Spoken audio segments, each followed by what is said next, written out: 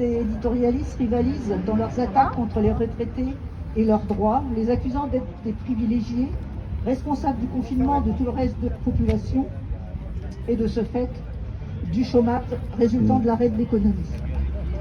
Fautifs de coûter cher avec leur pension, et donc tous concluent de la même façon, les retraités doivent contribuer à l'effort de guerre sanitaire, c'est-à-dire accepter une baisse des pensions. Cependant, il ne faut pas oublier que dans cette crise sanitaire, ce sont les plus âgés des retraités qui ont payé le plus lourd tribut à la Covid. Ce sont eux qui développent les formes les plus graves de la maladie, qui ont été les plus isolés pendant le confinement, développant des formes de dépression, de renoncement à la vie, ces morts invisibles dont on ne parle pas, loin des leurs. On peut donc dire qu'ils ont, plus que les autres, favorisé son développement. Les seniors seraient riches, réactionnaires, égoïstes et passifs. Quel amalgame!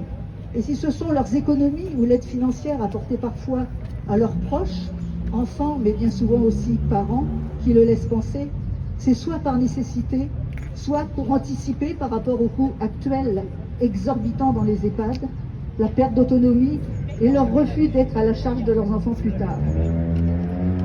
De trop nombreux retraités vivent avec moins de 1 000 € par mois. Les retraités seraient également improductifs, voire inutiles. Or, il suffit de regarder autour de soi. Ils ont un rôle essentiel de fonctionnement de la société,